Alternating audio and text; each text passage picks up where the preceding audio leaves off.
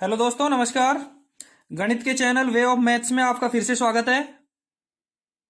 अपन हल करवा रहे थे बीकानेर डिवीजन की जो परिचालन विभाग की शंटिंग मास्टर की जो वैकेंसी थी, उसका लेवल 4 का जो पेपर था 8 जनवरी 2022 का, उसका कुछ भाग मैंने पिछले वीडियो में हल करवा दिया था और शेष भाग जो तीसरा वीडियो है, लास्ट भाग, वो मैं इस वीडियो में हल करवा रहा हूं। ध्यान रहे, प्रश्न संख्या 1 से 40 तक पहले वीडियो में हल करवा दिया और 41 से 80 तक उसके दूसरे वीडियो में हल करवा दिया। उनके लिंक मैंने इसके डिस्क्रिप्शन में डाल रखे हैं, वो आप देख लेना। और 81 नंबर के प्रश्न से अब इसमें हल करवा रहे हैं। देखो, 8 जनवरी 2022 को जो संटिंग मास्टर का पेपर लगा था, उसका पेपर हल करवा रहे थे। 81वां नंबर का प्रश्न है, वो है सूरतगढ़ थर्मल पावर प्लांट किस राज्य में स्थित है? Suratgarh Suratgarh thermal power plant Rajasthan में स्थित है। ध्यान रहे, एसओजी सूरतगढ़ थर्मल पावर एसटीपीपी है, वो राजस्थान में स्थित है, पंजाब में नहीं है, हरियाणा में नहीं है, गुजरात में नहीं। ध्यान रहे, एनडब्ल्यूआर है, वो गुजरात राज्य में नहीं है। एंड अब एक इससे एक प्रश्न भी और दूसरा भी प्रश्न बनता है कि पंजाब, हरियाणा, गुजरात और राजस्थान, कई बार ऐसे प्रश्न आते हैं कि निम्न में से एनडब्ल्यूआर का विस्तार किस राज्य में नहीं है?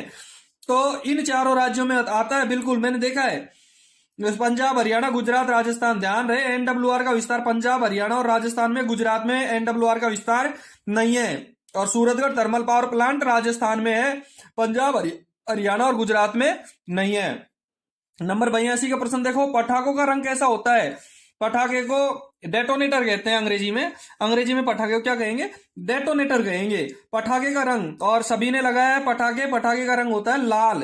पटाखे का रंग होता है लाल होता है। ध्यान रहे, पटाखे की सामान्यतः उम्र होती है 5 वर्ष, लेकिन इसको 1+1+1 करके 8 वर्ष तक यूज किया जा सकता है। पटाखे के यदि आपकी सामान्य उम्र आएगी तो 5 वर्ष लिखेंगे, और यदि उत्तर में इस तरीके से हो 5+1+1+1, तो आप 5+1+1+1 को सही मानेंगे। पटाखे की का रंग होगा लाल, इसलिए 82 नंबर के प्रश्न का उत्तर होगा बी, और उसका उत्तर होगा लाल। ध्यान रहे, पिछले वीडियो में आपको 22 फरवरी 2022 का संट मास्टर का पेपर भी हल करवाया, उसका लिंक भी मैंने डिस्क्रिप्शन में दे रखा है, वो भी आप देख सकते हैं। 83 नंबर का प्रश्न है, भारतीय रेल का स्लोगन क्या है? भारतीय रेल का स्लोगन क्या है?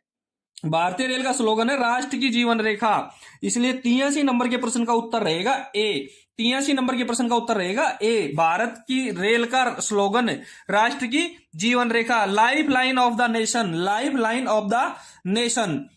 84 नंबर का प्रश्न है, वो है राजस्थान के वर्तमान मुख्यमंत्री, सब जानते हैं राजस्थान के वर्तमान मुख्यमंत्री, chief minister of Rajasthan mister Ashok Gehlot. इसका 84 के नंबर का प्रश्न का उत्तर रहेगा बी, अशोक गहलोत। 85 नंबर का प्रश्न है, कौन सा शहर राजस्थान में स्थित नहीं है? कौन सा शहर राजस्थान में स्थित नहीं है? ध्यान रहे, नागौर राजस्थान का जिला है, पाली राजस्थान का जिला है, दौसा राजस्थान का जिला है, आगरा, लेकिन आगरा यूपी का जिला है, आगरा उत्तर प्रदेश का एक जिला है।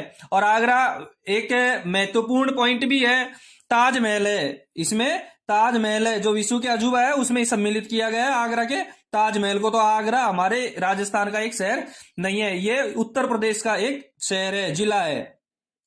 86 नंबर का प्रश्न देखेंगे, कौन सा अच्छा, रेलवे का सबसे ज्यादा आय किस मद से प्राप्त होती है? रेलवे को सबसे ज्यादा आय किस मद से प्राप्त होती है? इसका उत्तर रहेगा ए, माल भाड़े से। किसका उत्तर रहेगा? ए, माल भाड़े से। और 87वें प्रश्न का देखो, वर्तमान में केंद्रीय रेल मंत्री का क्या नाम है? ध्यान रहे, 5 मार्च को जो गुड्स गार्ड का पेपर हुआ था उसमें भी ये प्रश्न आया था, वर्तमान में केंद्रीय रेल मंत्री। और मैं आपको कहता हूं कि रेल मंत्री और महाप्रबंधक और डीआरएम और सीनियर डीओ, ये प्रश्न तो हर परीक्षा में आते हैं, चारों के चारों प्रश्न है, उसमें से पूरे के आने के चांस रहते हैं। सीनियर डीओ का नाम आएगा, अपने डीआरएम का नाम आता है, अपने जीएम का नाम आता है, और रेल मंत्री का नाम आता है। इसलिए ये नाम तो आप अपने हमेशा विभागीय परीक्षा देने जाओ तब याद रखना है। वर्तमान में केंद्रीय रेल मंत्री का नाम श्री अश्विनी वैष्णव है। ध्यान रहे, जीएम का नाम क्या है? जीएम का नाम है विजय शर्मा, जो महाप्रबंधक है उत्तर पश्चिम रेलवे के, उनका नाम है विजय शर्मा। और हमारे डीआरएम का नाम है, बीकानेर मंडल के डीआरएम का वर्तमान में नाम है, वर्तमान में जो राजीव श्रीवास्तव, वर्तमान में बीकानेर डिवीजन के डीआरएम का नाम है श्री राजीव श्रीवास्तव। और सीनियर डीओम जयप्रकाश।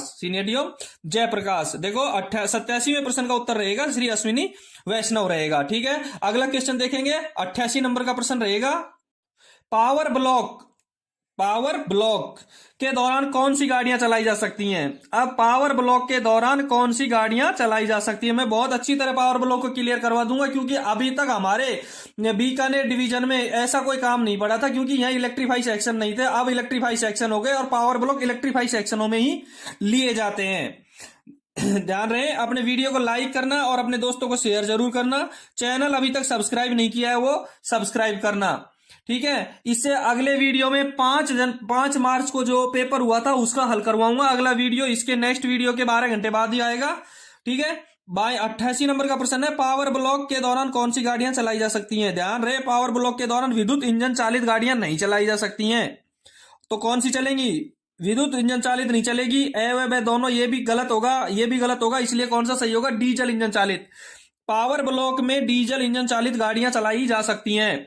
अब मैं आपको पावर ब्लॉक बड़े सरल शब्दों में क्लियर करवा देता हूं कि पावर ब्लॉक के साथ में यदि ट्रैफिक ब्लॉक भी लिया जाएगा, पावर ब्लॉक के साथ में यदि ट्रैफिक ब्लॉक भी लिया जाएगा तो गाड़ियों का संचालन नहीं किया जा सकता है। यदि पावर ब्लॉक ले रखा है और उसके साथ में ट्रैफिक ब्लॉक भी लिया जाएगा तो आप गाड़ियों का संचालन नहीं कर सकते हैं। दूसरा, डीजल इंजन से जो गाड़ियां चलती हैं, यदि जो गाड़ी डीजल इंजन से चलती हैं उन गाड़ियों को आप सतर्कता आदेश जारी करेंगे कि इस सेक्शन का पावर ब्लॉक लिया हुआ है। जो डीजल इंजन से जो गाड़ियां यदि पावर ब्लॉक आपने ले रखा है तो आपको डीजल से जो गाड़ियां चलने वाली हैं उनको सतर्कता आदेश जारी किया जाएगा। दूसरा, यदि ब्लॉक के दौरान आपने यदि पावर ब्लॉक ले रखा है, यदि पावर ब्लॉक ले रखा है तो ब्लॉक के दौरान टावर वैगन को कार्य करने के लिए यदि जाना है तो आप लाइन क्लियर पे चलाओगे। पावर ब्लॉक यदि आपने लिया हुआ है और उसके अंदर टावर वैगन को कार्य करने के लिए जाना है तो आप उसको लाइन क्लियर पर ही चलाओगे। दूसरा, ब्लॉक के दौरान यदि पावर ब्लॉक के दौरान कार्य को बिना टावर वैगन के ही किया जाए, बिना टावर वैगन का मतलब है सीडी के द्वारा करेगा कोई कर्मचारी, तो ब्लॉक बैक या ब्लॉक फॉरवर्ड की कार्रवाई आवश्यक है। देखो, मैंने 4 चीज बताई हैं आपको कि पावर ब्लॉक के साथ ट्रैफिक ब्लॉक भी लिया जाएगा तो गाड़ियों का बिल्कुल भी संचालन नहीं होगा। और प्रश्न में है, पावर ब्लॉक के दौरान कौन सी गाड़ियां चलाएंगी। केवल पावर ब्लॉक लिया जाएगा तो डीजल इंजन संचालित गाड़ियां चलाई जाएंगी, और पावर ब्लॉक और ट्रैफिक ब्लॉक दोनों लिया जाएगा तो रेलगाड़ियों का संचालन नहीं किया जा सकता। डीजल इंजन से चलने वाली गाड़ियों को सतर्कता आदेश के साथ भेजा जाएगा जब पावर ब्लॉक लिया जाएगा। और यदि पावर ब्लॉक के दौरान यदि आपको टावर वैगन की जरूरत पड़ गई कार्य करने की तो लाइन क्लियर पर भेजा जाएगा। और नेक्स्ट है, यदि ब्लॉक कार्य के दौरान, यदि ब्लॉक के दौरान कार्य बिना टावर वैगन के कोई सीढ़ी लगा के कर्मचारी करेगा तो आपको ब्लॉक बैक या ब्लॉक फॉरवर्ड की कार्रवाई की जाएगी। आपका 88 नंबर का पावर ब्लॉक का चैप्टर क्लियर है। 89 नंबर का प्रश्न देखेंगे, भारतीय संविधान में राजभाषा से संबंधित कौन सा भाग है। ध्यान रहे, 17वां भाग है।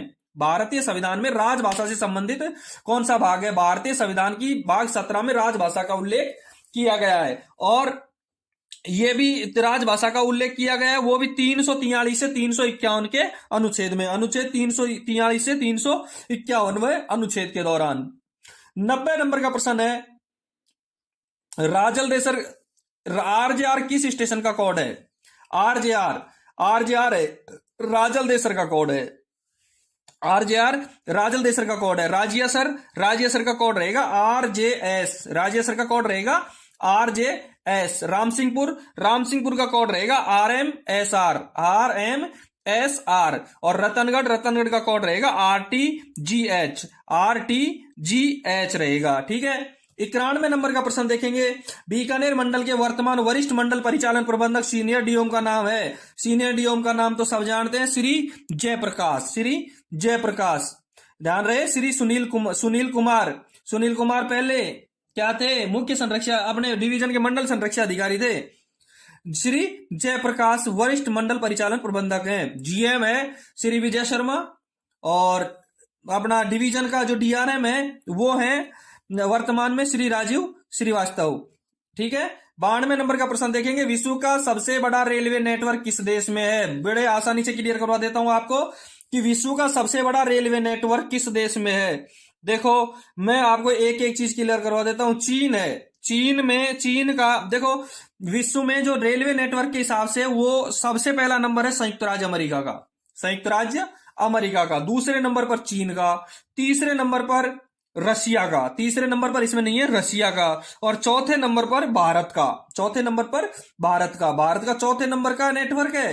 कैसे है ये भी बता देता हूं। संयुक्त राज्य अमेरिका में 2.5 लाख किलोमीटर लंबी रेल है, 2.5 लाख किलोमीटर लंबी रेल है। चीन में 1 लाख रेल की लंबाई है, चीन में 1 लाख है, रशिया में 85,000 और हमारे भारत में 65,000 किलोमीटर रेलवे लाइन की लंबाई है। भारत में 65,000 किलोमीटर रेलवे लाइन की लंबाई है। ध्यान रहे भारत में कितने जोन है, भारत में रेलवे के 17 जोन है और सीआरएस 9 सीआरएस बैठते हैं भारत में। भारतीय रेल में कुल 17 जोन है और 9 सीआरएस क्षेत्र हैं। भारतीय में 9 सीआरएस क्षेत्र है हमारा। ध्यान रहे एनडब्ल्यूआर पश्चिमी सीआरएस के अंडर में आता है, जिसका मुख्यालय मुंबई में है। विश्व का सबसे बड़ा नेटवर्क संयुक्त राज्य अमेरिका हुआ। भारत में 17 जोन है। अब ये भी क्लियर देखो आप कि भारत में प्रतिदिन औसत 19,000 ट्रेनें चलती हैं। भारत में प्रतिदिन औसत 19,000 ट्रेनें चलती हैं, 12,000 पैसेंजर और 7,000 गुड्स ट्रेन चलती हैं भारत में, और भारत का चौथा स्थान है। 93 नंबर का प्रश्न है, उसका देखेंगे अपन। ब्रॉड गेज रेल लाइन की चौड़ाई कितनी होती है? Broad gauge. देखो वीडियो को लाइक और शेयर जरूर करना। मैंने पिछले 22 फरवरी का एक पेपर हल करवाया था पिछले वीडियो में, उनका लिंक मैंने डिस्क्रिप्शन में डाल रखा है। और 8 जनवरी का जो पेपर था उसके 2 वीडियो पहले बना रखे हैं, उनका लिंक भी डिस्क्रिप्शन में है। और नेक्स्ट जो 5 मार्च का स्टेशन गुड्स गार्ड वाला पेपर है वो भी मैं अगले वीडियो में डाल दूंगा, ठीक है। 93 नंबर का प्रश्न है, ब्रॉड गेज की चौड़ाई। अब ब्रॉड गेज की चौड़ाई कितनी होती है? ब्रॉड गेज की चौड़ाई होती है, इसका उत्तर रहेगा 1676। इसका उत्तर रहेगा ब्रॉड गेज का 1676 mm, यानी 5 फीट और 6 इंची, 5 फीट और 6 इंची। अब मैं दूसरी चीज देखो आप, मीटर गेज की चौड़ाई 1000 mm होती है। मीटर गेज की चौड़ाई कितनी होती है? 1000 mm होती है मीटर गेज की चौड़ाई, यानी कि 3 फीट 3 सही 3/8 इंच, 3 फीट 3 सही 3/8 इंच होती है मीटर गेज की। दूसरा एक नैरो गेज और होता है। नैरो गेज की जो चौड़ाई होती है 762 mm की होती है। नैरो गेज की जो चौड़ाई होती है वो 762 mm की होती है, 2 फीट और 6 इंच की, 2 फीट और 6 इंच। इसका मतलब ब्रॉड गेज का जो उत्तर हुआ, रेल लाइन की चौड़ाई हुई वो हो गई 1676 mm की, 1676 mm की। अगला प्रश्न देखेंगे अपन, 94 नंबर का प्रश्न है। 94 नंबर का प्रश्न है, उसमें देखेंगे राष्ट्रीय उपभोक्ता दिवस कब, अधिकार दिवस कब मनाया जाता है? राष्ट्रीय उपभोक्ता अधिकार दिवस कब मनाया जाता है? राष्ट्रीय उपभोक्ता अधिकार दिवस, ध्यान रहे इसका उत्तर रहेगा ए, 24 दिसंबर को। इसका उत्तर रहेगा ए, राष्ट्रीय उपभोक्ता अधिकार दिवस कब मनाया जाता है? 24 दिसंबर को, 24 दिसंबर को। अब जो आगे डेट दे रखी है मैं उसका कुछ बता देता हूं आपको। 22 दिसंबर को क्या होता है? देखो 22 दिसंबर को रेलवे में इंपॉर्टेंट डे है 1851। 22 दिसंबर 1851 में देश की पहली मालगाड़ी चलाई गई थी। 22 दिसंबर 1851 में देश में पहली मालगाड़ी, और वो कौन से स्टेशन से? रुड़की से चलाई गई थी। यूपी में है रुड़की से चलाई गई थी। 22 दिसंबर 1800 दिल्ली में है। 22 दिसंबर 1851 में देश की पहली मालगाड़ी रुड़की से चलाई गई थी। 24 अक्टूबर का ऐसा कोई इंपॉर्टेंट डे नहीं है रेलवे में। 22 अक्टूबर का देखेंगे, 22 अक्टूबर का इंपॉर्टेंट है कि उस समय प्रधानमंत्री जवाहरलाल नेहरू ने, 22 अक्टूबर को प्रधानमंत्री जवाहरलाल नेहरू ने भारत की सबसे बड़ी जो सबसे बड़ी बहुउद्देशीय नदी घाटी परियोजना भाखड़ा नांगल को राष्ट्र को समर्पित की थी। 22 अक्टूबर इसलिए फेमस है कि प्रधानमंत्री जवाहरलाल नेहरू ने भारत की जो सबसे बड़ी बहुउद्देशीय नदी घाटी परियोजना है भाखड़ा नांगल, उसको राष्ट्र को समर्पित किया था। तो राष्ट्रीय उपभोक्ता दिवस का उत्तर रहेगा 24 दिसंबर। 94 का उत्तर रहेगा ए। 95 नंबर के प्रश्न में देखेंगे, रेल दुर्घटना के कारण इस्तीफा देने वाले भारत के प्रथम रेल मंत्री कौन थे? ऐसे रेल मंत्री जिन्होंने रेल दुर्घटना के कारण इस्तीफा दे दिया। 95 प्रश्न में लाल बहादुर शास्त्री रहेंगे। लाल बहादुर शास्त्री 95 प्रश्न का उत्तर रहेगा बी। रेल दुर्घटना के कारण इस्तीफा देने वाले प्रथम प्रधानमंत्री लाल बहादुर शास्त्री हैं, ठीक है। 96 नंबर का प्रश्न है, कोंकण रेल मार्ग किस पर्वत श्रृंखला से गुजरता है? कोंकण रेल मार्ग, इसको अच्छी तरह मैं देखो पूरा कॉन्सेप्ट क्लियर करवा देता हूं आपको कोंकण रेल मार्ग का। कोंकण रेल मार्ग का उत्तर तो बी रहेगा, पश्चिमी घाट। उत्तर रहेगा बी, पश्चिमी घाट। अब देखो, कोंकण रेलवे भारत की एक वाणिज्यिक राजधानी जो मुंबई है उससे मंगलोर को जोड़ती है। कोंकण रेलवे भारत की वाणिज्यिक राजधानी मुंबई को बेंगलोर से जोड़ती है। इसकी लंबाई, कोंकण रेलवे की लंबाई 736 किलोमीटर है। 736 किलोमीटर है। देखो ये 3 स्टेटों को जोड़ती है, 3 राज्यों को जोड़ते हुए चलती है, महाराष्ट्र से गोवा और कर्नाटक। महाराष्ट्र, गोवा और कर्नाटक 3 राज्यों को जोड़ती है कोंकण रेल मार्ग। कोंकण रेल मार्ग महाराष्ट्र, गोवा और कर्नाटक को जोड़ती है। इंपॉर्टेंट क्यों है? इस पर 2000 पुल हैं और 92 सुरंग हैं। कोंकण रेल मार्ग है, उस पर 2000 तो पुल हैं। 736 किलोमीटर में 2000 तो पुल हैं और 92 सुरंग हैं। ध्यान रहे, इसकी मंजूरी 15 सितंबर 1990 में मिली थी। 15 सितंबर 1990 में मिली थी। इसके निर्माण की जिम्मेदारी डॉक्टर ई श्रीधरन को बनाया गया था, इसका डायरेक्टर। इस रेल का निर्माण डॉक्टर ई श्रीधरन के डायरेक्शन में हुआ था। इसका जो निर्माण है वो डॉक्टर ई श्रीधरन को जानते हो क्या? जयपुर दिल्ली मेट्रो वाले जो मेट्रो मैन थे वो ई श्रीधरन ही थे। दिल्ली की जो मेट्रो की जो रूपरेखा तैयार की थी वो ई श्रीधरन के द्वारा ही तैयार की गई थी। तो कोंकण रेलवे की लंबाई 736। ये राजधानी वाणिज्यिक हिंदुस्तान की वाणिज्यिक राजधानी मुंबई से बंगलौर को जोड़ती है। 2000 पुल और 92 सुरंग है। इसकी मंजूरी 15 सितंबर 1990 में मिल गई थी और इसका निर्माण दिल्ली मेट्रो वाले मेट्रो मैन श्रीधरन के डायरेक्शन में ही इसका निर्माण हुआ था। 97 नंबर का प्रश्न देखेंगे, भारतीय रेल का राष्ट्रीयकरण, नेशनलाइजेशन किस वर्ष में हुआ? भारतीय रेल का राष्ट्रीयकरण, और भारतीय रेल का राष्ट्रीयकरण हुआ 1950 में। भारतीय रेल का राष्ट्रीयकरण हुआ 1950 में। 97 नंबर के प्रश्न का उत्तर रहेगा ए, 1950। भारतीय रेल, देखो मैं बताऊं आपको कि भारतीय रेल आज के तारीख में, आज के दिन एशिया की सबसे बड़ा रेल नेटवर्क है। भारतीय रेल का आज की तारीख में एशिया का सबसे बड़ा रेल नेटवर्क है भारतीय रेल। दूसरा, इसकी ये एकल प्रबंधन के तहत संचालित दुनिया का दूसरा सबसे बड़ा नेटवर्क है। एकल प्रबंधन के तहत संचालित दुनिया का दूसरा सबसे बड़ा नेटवर्क है और इसका राष्ट्रीयकरण 1950 में हुआ था। 98 नंबर का प्रश्न देखेंगे, केंद्र द्वारा शुरू की गई सुशासन एक्सप्रेस किन 2 शहरों के बीच चलेगी? सुशासन एक्सप्रेस चलेगी ग्वालियर, लेकिन गोंडा नहीं दे रखा है इसमें। वैसे गोंडा तक नहीं, बलरामपुर तक चलेगी ये।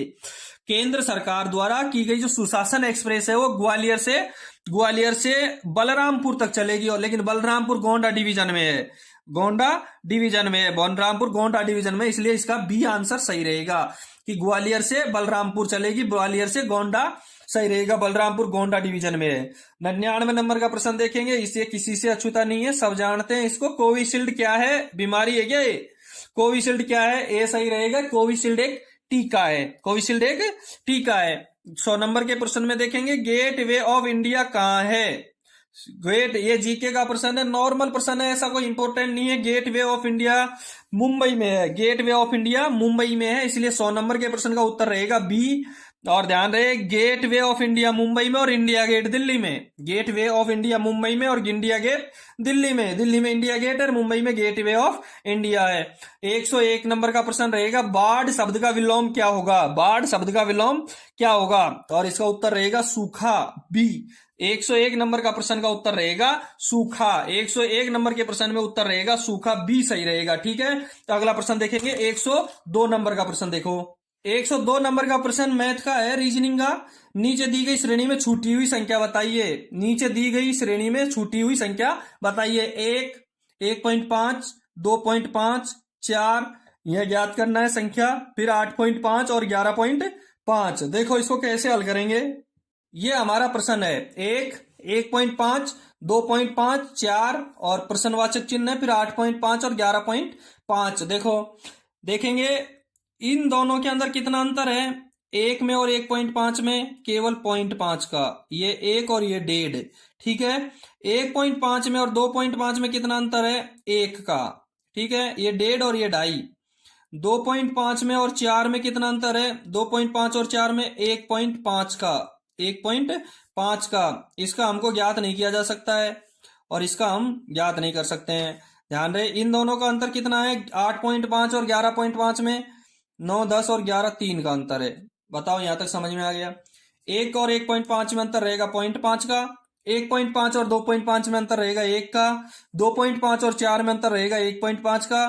और 8.5 और 11.5 में अंतर रहेगा 3 का। अब देखो इसमें और इसमें अंतर कितना है? 0.5 में और 1 में अंतर कितना है? 0.5 का। 0.5 में और 1 में अंतर, 0.5 का मतलब आधा और 1 का मतलब 1, आधे का अंतर है 0.5 का।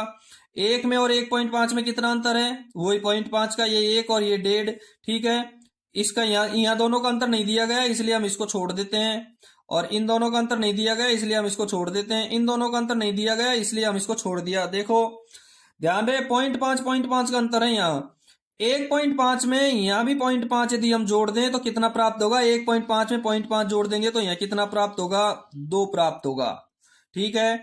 यहाँ 2 में भी 0.5 जोड़ देंगे तो यहाँ कितना प्राप्त होगा? 2.5 प्राप्त होगा, और 2.5 में यदि 0.5 जोड़ेंगे तो ये 3 प्राप्त हो गया। बताओ सीक्वेंसी है कि नहीं है? बिल्कुल सीक्वेंसी है, सब में 0.5 जोड़ रखे हैं, सब में 0.5 जोड़ रखे हैं। अब देखो, 1 में 0.5 जोड़ा 1.5 आ गया, 1.5 में 1 जोड़ा 2.5 आ गया, 2.5 में 1.5 जोड़ा 4 आ गया, 4 में 2 जोड़ेंगे तो 6 आ जाएंगे, और 6 में 2.5 जोड़ेंगे 8.5 आ गया, 8.5 में 3 जोड़ेंगे 11.5 आ गया। इसलिए जो अदृश्य संख्या है वो कितनी है? 6। अदृश्य संख्या कितनी है? 6। 102 नंबर के प्रश्न का उत्तर रहेगा ए। 102 नंबर के प्रश्न का उत्तर रहेगा ए रहेगा। 102 नंबर प्रश्न में कितना उत्तर आएगा? 6 उत्तर आएगा। शायद समझ में आ गया होगा। तो नेक्स्ट प्रश्न देखेंगे। 103 नंबर का प्रश्न है। ध्यान रहे, वीडियो को लाइक और शेयर जरूर करना। अभी तक चैनल सब्सक्राइब नहीं किया है तो चैनल को सब्सक्राइब करना। 103 नंबर का प्रश्न है, यात्री गाड़ी पैसेंजर ट्रेन की शंटिंग करते समय इंजन और लोड को मिलाते समय कितनी दूरी से पहले रोक दिया जाता है? यात्री गाड़ी की शंटिंग करते समय इंजन और लोड को मिलाते समय कितनी दूरी से पहले रोक दिया जाता है? इसका उत्तर रहेगा सी, 20 मीटर। इसका उत्तर रहेगा सी, और सी का उत्तर, सी का मतलब है 20 मीटर। अब मैं आपको एक बात बता दूं कि यदि हमारा पॉइंट्समैन किसी गाड़ी को शंटिंग के दौरान पास बुलाना चाहता है तो हरी बत्ती या झंडी को दाएं से बाएं घुमाएगा। पहले इस पेपर में प्रश्न भी आ चुके हैं।